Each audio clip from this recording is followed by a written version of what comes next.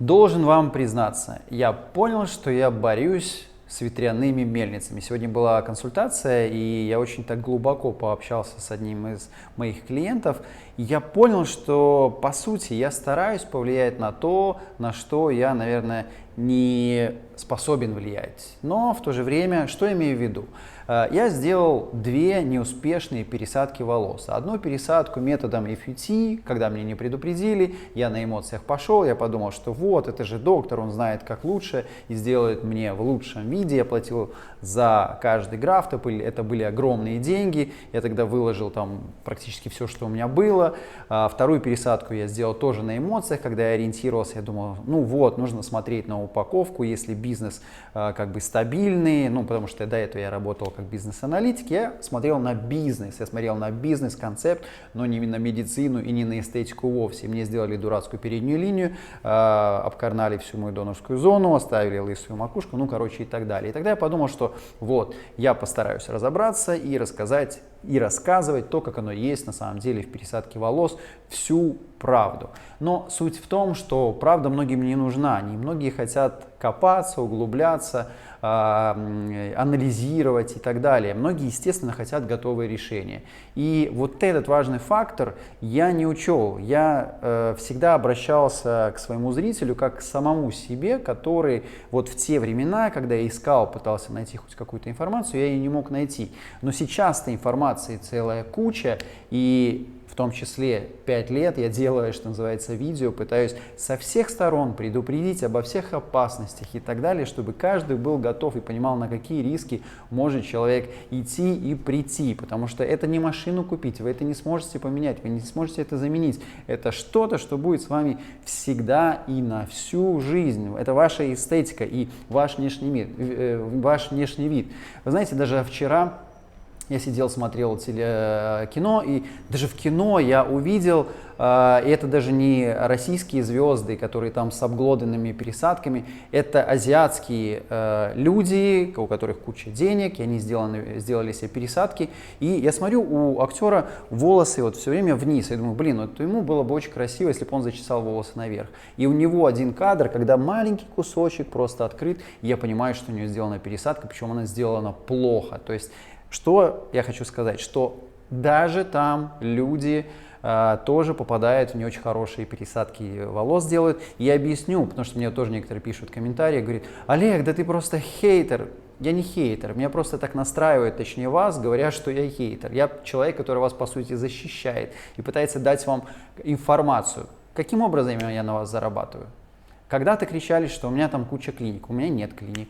Когда потом мы начали говорить, что я там зарабатываю на консультациях. Камон, я делаю бесплатных консультаций намного больше, чем платных консультаций. И именно платные консультации идут на что? На изучение того, что поможет же вам, на мои визиты к докторам по всему миру, на контент и так далее. Я все делаю сам. Я не могу тягаться с огромными командами, которым платят огромные бюджеты и маркетинг, и вся эта упаковка, то, чтобы вам вешать на уши всякую лабуду. И некоторые мне пишут, что ну вот, Олег, ты хейтишь, и вообще я на самом деле даже это слово не знал. И, кстати говоря, кто говорит, что я хейчу? Тот, кто хочет сам завоевать ваше доверие, потому что, ну как бы, возможно, в детстве недолюбили или, может быть, за гаражами лупили.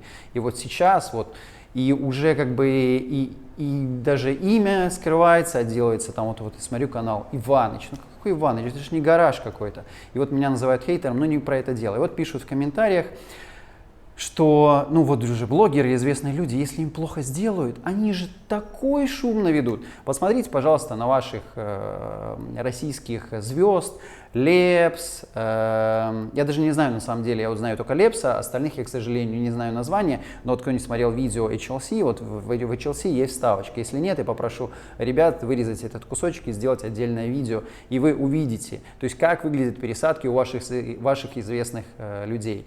И что? Эти люди жалуются, вы слышали о каких-то жалобах на их пересадку волос. Когда вы получаете уродство, а неправильная эстетика – это и есть уродство, жаловаться – это признавать свою некомпетентность и свою ущербность, то есть повторять, точнее возводить свою ущербность в x2 или в x3. Кто это будет делать?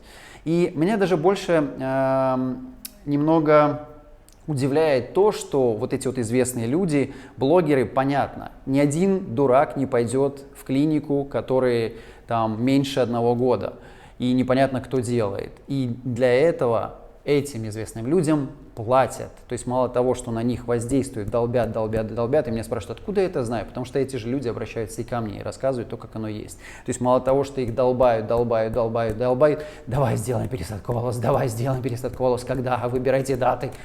Им еще предлагают деньги, причем большие достаточно деньги. И российский шоу-бизнес – это не мировой шоу-бизнес, где люди прежде всего создают свой имидж, и это самое важное. У меня нет к этому, как сказать, каких-то... Я никого не сужу, у каждого свое. Я понимаю, что также российский бизнес, там, шоу-бизнес и блогеры, они понимают, что они, возможно, временно, им нужно заработать побольше денег. И когда тут предлагают еще и пересадку, еще и заплатить, само собой это может оказывать воздействие.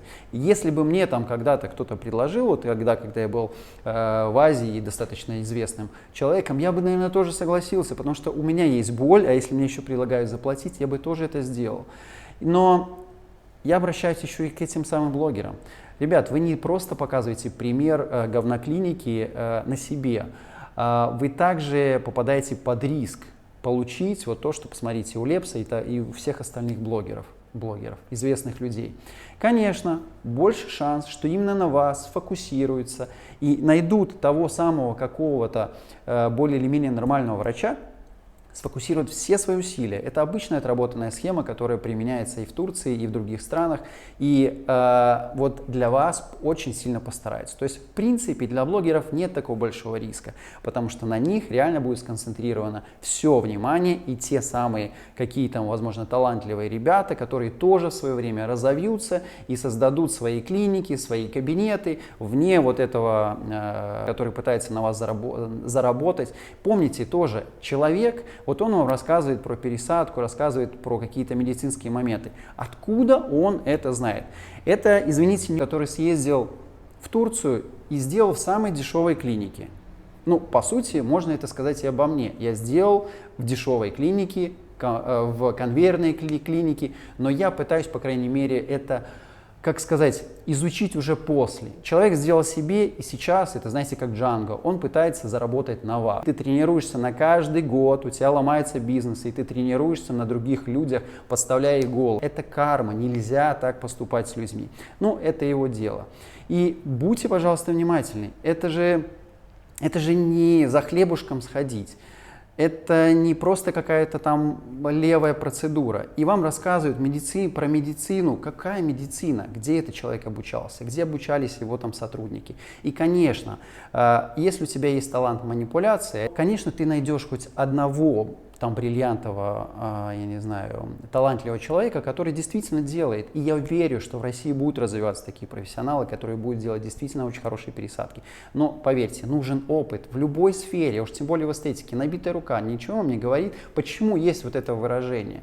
То есть потому что, несмотря на видение, то есть вот меня спрашивают: Олег, а почему бы ты не пошел делать пересадки волос?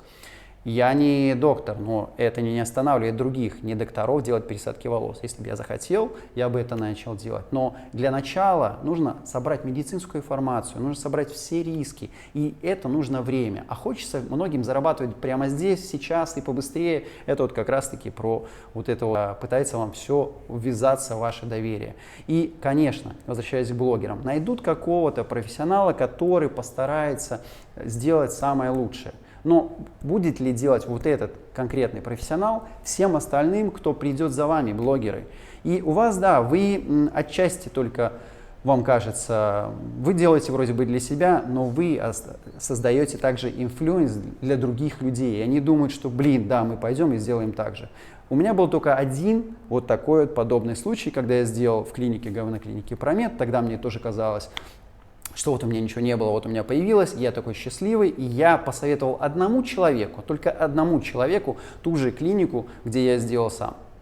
И затем я очень переживал, что я ему это порекомендовал. И он меня прям хаял, почему я не сказал. Потому что у меня не было других вариантов, и поэтому я начал изучать клиники и докторов по всему миру, чтобы видеть и сравнивать. Только когда вы видите и сравниваете, вы можете понять, что лучше, что хорошо, а что действительно плохо. Поэтому блогеры тоже, вы делаете, но вы оказываете большое влияние, и вы тоже помните, что вы ответственны за то, что вы влияете на своих подписчиков, на тех, кто вас смотрит, и они пойдут. И не факт, что они получат, точнее, не то, что не факт, они не получат то с огромной долей вероятности, что то, что получили вы, если вы еще хорошо получите. Поэтому, что вам сказать? Я бьюсь с ветряными мельницами, и, наверное, зря. Что я могу делать? Я могу делать те видео, которые мне кажется, что я должен делать, показать вам различные вариации. И кто бы что ни говорил, у меня нет ни своих клиник уже, нет и клиник, которые я раньше рекомендовал, потому что я понял, клиники – это всегда про деньги. Дорогие доктора, которые вот обучаются, и я тоже понимаю, точнее там студенты, я понимаю, что и вам нужны головы, на ком нужно тренироваться. Конечно, это всегда нужны. И есть другая сторона, которые не очень, скажем так, люди, которые, им не нужно многое, вот как мне сказал сегодня мой клиент, не всем людям нужно многое, и вот этого вполне достаточно. То есть вы, когда обучитесь, я очень надеюсь, что вы вырастете в хороших профессионалах и откроете свои практики. По крайней мере, вне вот этого манипулятора, который любым способом пытается на вас воздействовать. Друзья, вдумайтесь, пожалуйста, где вот это лицемерие, где на самом деле правда. Разделяйте медицину, коммерцию. Думайте, на чем зарабатываете. И вот тоже меня там винили за что? За платные консультации, в которых я даю такой объем информации, который нет ни у кого, ни одного трихолога в мире.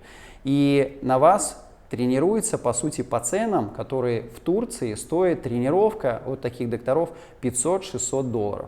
Вам ставят цены, и это не претензия к докторам и к студентам. Им нужны головы для тренировки. Это, опять-таки, претензия к вот тем манипуляторам, которые манипулирует вами. Его команда, на самом деле, нет к ним претензий, имею в виду маркетинг, менеджмент. Они делают свое дело, они профессионалы, и они молодцы, то, что это делают. Тут единственная голова, гнилая голова, из которой все это растет, и которая в доверие вам пытается вживиться. Если он такой хороший, то почему бы не сделать тогда цены такие, как в мире идут на тренировку головы. Эта операция должна быть $500-800. Вы считаете, что это не окупит расходы клиники? Нетто себестоимость такого рода операций, которые проходят в Москве, около $200-300. Операции прилагается до $2000, $1800. Окей, ладно, аренда, маркетинг и вот как бы основное. Потому что всегда обычно в операциях идет самое дорогое, это гонорар доктора. Докторов нет, куда идет? В карман и на маркетинг, верно? Сколько получают доктора? Окей, это их внутреннее дело. Но эта операция, если даже посчитать, пускай $500 нетто, это себестоимость этой операции, $1500 это то, что идет на что? На какие-то научные исследования или на что? То есть почему, вот тоже меня спрашивают, на что идут деньги в дорогих клиниках? Почему нужно платить за дорогие клиники? Не нужно платить за дорогие клиники, но нужно анализировать, что у них лучше и почему такая цена. И многие из них как раз-таки инвестируют в знания, в медицину, а не вот то, что вы хотите слышать в различную лапшу. И там рассказывают, вот, финистерид не поможет, поможет вам, там, я не знаю, зелье Антоновны или кого-то, ну, грубо говоря. Ну, конечно, как бы тут 20 лет мировые доктора изучают и не просто так делают исследования и анализируют, и смотрят, как это работает, да еще и сами принимают. Но, конечно, финистерид не поможет, идутистерид не поможет, но у нас есть суперсредство, которое вам поможет. Вам просто вешают на ушки всякую лапшу. Думайте, пожалуйста. Тут два важных момента. Или вы понимаете, как бы мое мышление и то, от чего я пытаюсь вас обезопасить, или вы не понимаете. Если вы не понимаете, то у человека автоматически включается вот этот вот контр. И что бы он там ни говорил, проще плюхнуть какую-нибудь лабуду в коммент, ну, вот как вот особенно раньше и было, очень много каких-то вот как раз таки хейтеров, я не знаю. Да, на меня тут заказывали еще и черный пиар, ну, как бы каждый за все заплатит и оплатит сам. Если не сам, то карму никто не отменял. То есть вот это вот на меня вываливали, но было видно, что и вот как раз-таки прочищенные, как сказать, мозги люди выливали какой-то. То есть человек сразу видно, он не разбирается, он просто как-то изрыгивает какую-то, я не знаю, даже не словесную, потому что мысль, это вот какой-то, я не знаю, как, знаете, экскремент изо рта. Человеку, если не интересно, он просто это не смотрит. То есть сейчас, благо, огромное количество аудиторий, вы можете выбирать, что смотреть, что вам отражается, что не отражается. Также я, конечно, вижу, как, грубо говоря, деградирует мир, и не просто так AI и скоро будет искусственный интеллект всех обыгрывать на поворотах, и многие останутся без работы, потому что, к сожалению, чем меньше мы подвержены манипуляции, верить все, что нам говорят и вам говорят, тем больше вероятности, что вы останетесь в аутсайдерах. И ваш внешний вид в том числе. То есть, если вы создадите себе какое-то уродство, неконтролируемое уродство, в будущем вряд ли это будет для вас инвестиция. И да, первое время вы будете радоваться, вот не было ничего, и вот появилось хоть что-то. Это вот психология, да. Но рано или поздно вы... И да, кстати, многие люди со стороны, они молчат, они не хотят вас обижать и не говорят, что вы выглядите странно, что-то с вами не так, и вообще ваша пересадка говно. То есть даже у меня были такие случаи, когда ко мне подходили и говорят, вот, Олег, ты разбираешься, ты в этом профессиональный эксперт, и как сказать человеку, то есть он сделал пересадку, и может быть даже дорого сделал пересадку, но она выглядит плохо. Как ему сказать, чтобы он не расстроился? А что и какой смысл ему говорить? Но это всегда отражается в людях. Но человек, если не способен анализировать и копаться, он даже вот эту реакцию не увидит. И вроде бы человек делает операцию, чтобы сделать инвестицию в себя, а получается что? Получается обратное. Человек получает уродство и непонятную реакцию от окружающего мира. Поверьте, люди, которые вас нанимают, или люди, которые принимают решения, это люди, которые умеют анализировать и читать, и считывать. Если вы считаете, что вы можете надуть губы, там, сделать груди и сделать корявую пересадку волос, и это даст вам какие-то бонусы и шансы увеличить, продвинуться в иерархии наверху, нет. Те, кто находится действительно наверху, это люди, которые залазили сами. Не по головам, вот как на вас залазит, да, а люди, которые своей работой, своим талантом, своими ежедневными работами, скрупулезной работой двигаются. Они умеют считывать, они умеют анализировать. Люди, которые манипуляторы, это люди, которые лезут по головам. По головам, и чем больше голов, тем выше можно скарабкаться. Думайте, пожалуйста. Что я могу сказать? Я буду делать те видео, которые я считаю нужным, чтобы они были. И, как вы заметили, мне уже все равно, какое количество на самом деле меня смотрит. Да, меня атаковали, мой канал прошлый год, целый год атаковал. И он мне так и говорил, у него есть команда, которая этим занимается.